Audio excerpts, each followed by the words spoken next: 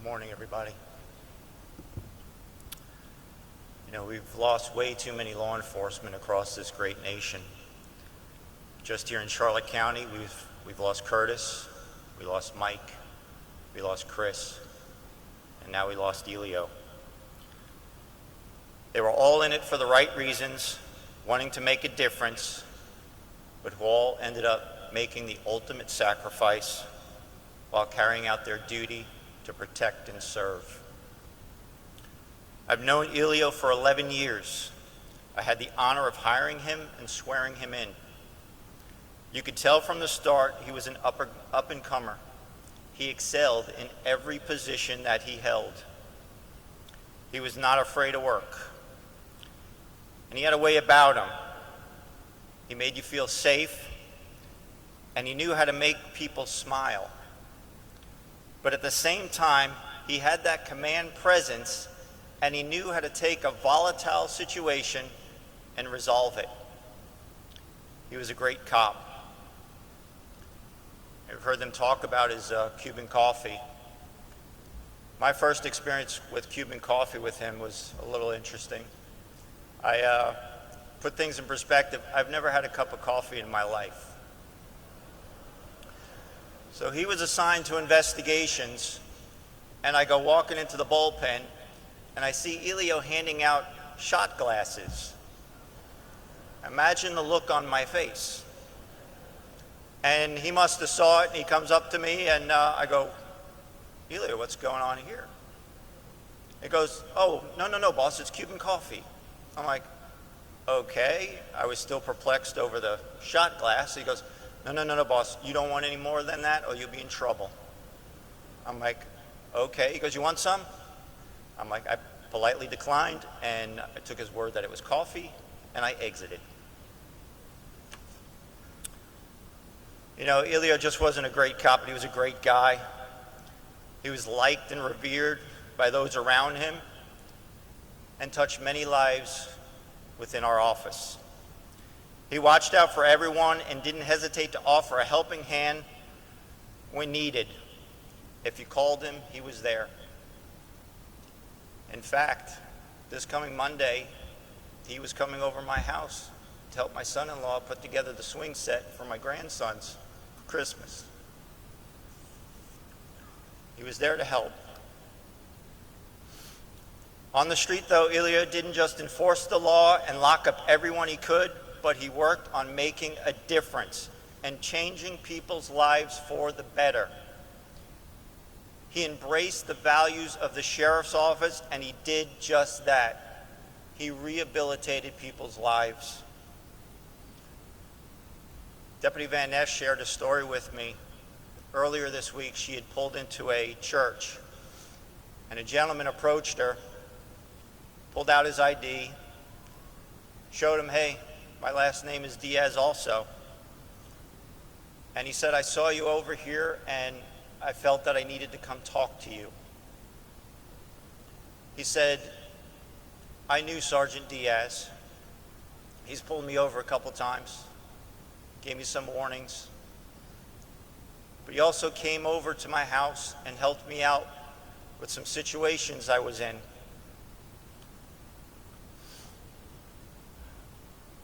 But that was Elio. This gentleman, with tears in his eyes, he told her he was sorry for our loss.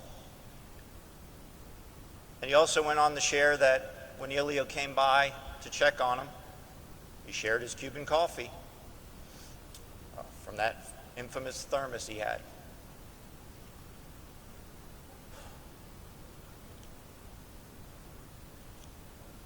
He shared, too, that while pouring him a cup of the coffee, he said, all Diaz's are related, right?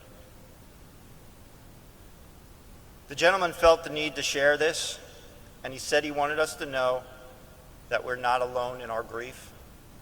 The community grieves with us, and I know that to be true.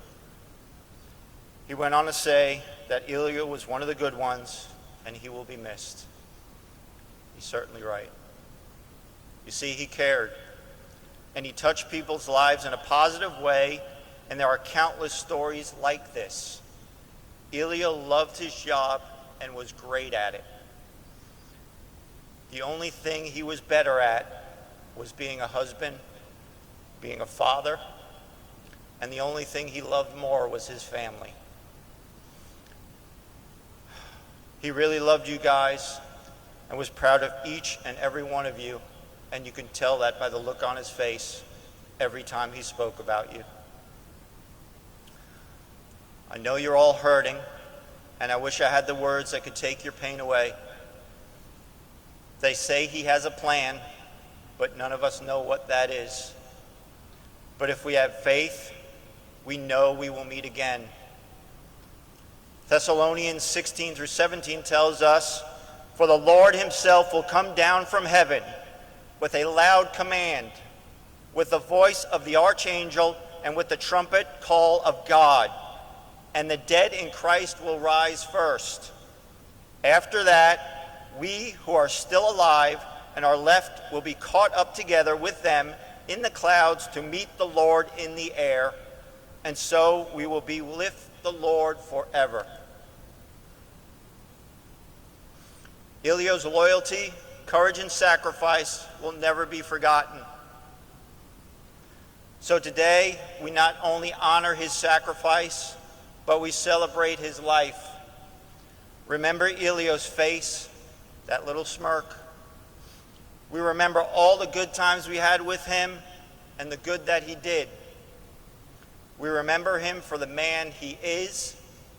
We remember him for how he lived.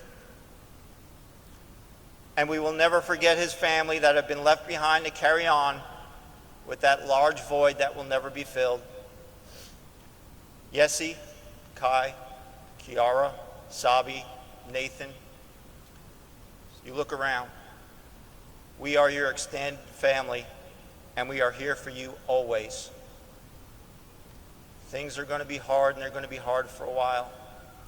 But over time, it's going to get better. It's going to get easier. That doesn't mean we miss or love Elio any less. That can never happen.